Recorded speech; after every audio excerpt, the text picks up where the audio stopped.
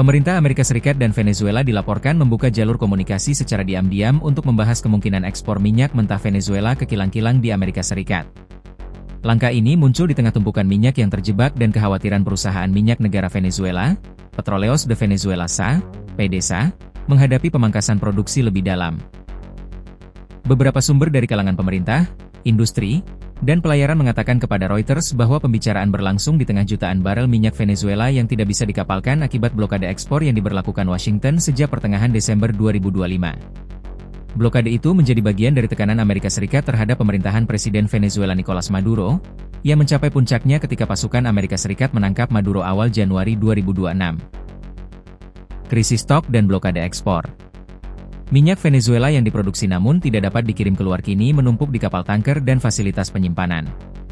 Kondisi tersebut memicu kekhawatiran semakin berkurangnya kapasitas penyimpanan dan memaksa PDVSA mempertimbangkan pengurangan produksi lebih jauh jika tidak ada solusi cepat.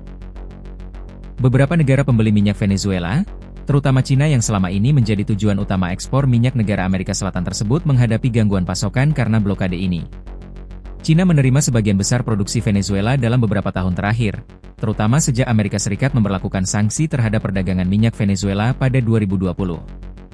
Skema alih pasokan ke Amerika Serikat.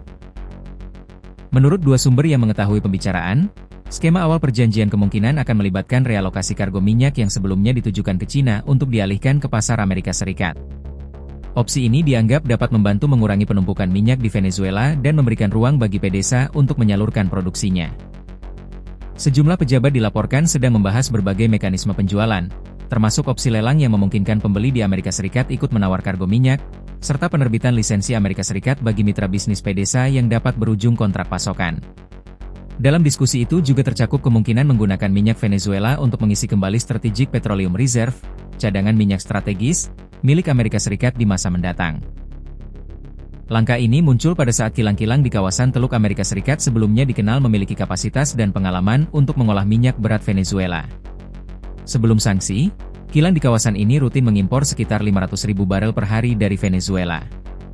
Chevron dan peran perusahaan energi. Jika kesepakatan terrealisasi, langkah tersebut akan menambah volume minyak Venezuela yang masuk ke pasar Amerika Serikat. Saat ini, Chevron sebagai mitra usaha patungan utama PDVSA mengendalikan seluruh aliran minyak Venezuela yang sudah masuk ke Amerika Serikat berdasarkan otorisasi khusus dari pemerintah Amerika Serikat. Perusahaan ini telah mengekspor sekitar 100,000 barel per hari minyak Venezuela ke Amerika Serikat dalam beberapa bulan terakhir, meskipun blokade berlangsung. Chevron juga tengah dalam pembicaraan terpisah dengan pemerintah Amerika Serikat untuk memperluas lisensi operasionalnya di Venezuela, yang berpotensi meningkatkan volume ekspor ke pasar global termasuk Amerika Serikat.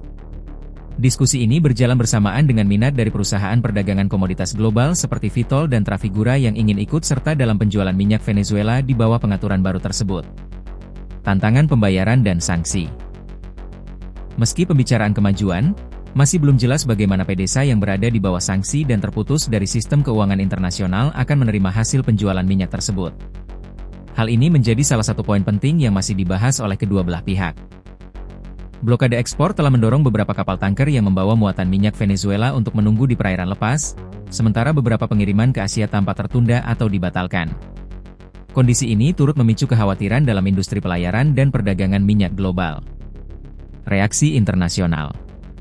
Reuters unreported bahwa Gedung Putih, pejabat pemerintah Venezuela, dan PDVSA belum memberikan komentar resmi terkait pembicaraan ini.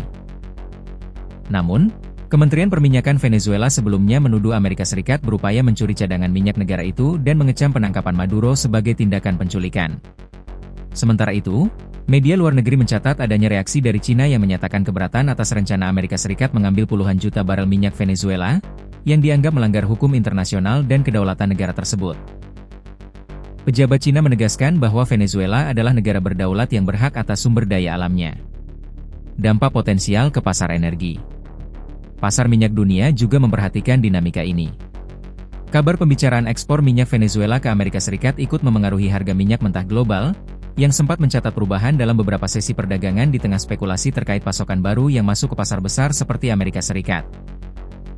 Dengan berlanjutnya diskusi antara Caracas dan Washington, Fokus kini tertuju pada bagaimana rancangan akhir skema ekspor minyak tersebut akan disusun, mekanisme pembayaran yang digunakan, serta potensi dampaknya terhadap hubungan dagang antara Venezuela, Amerika Serikat, dan China di masa mendatang.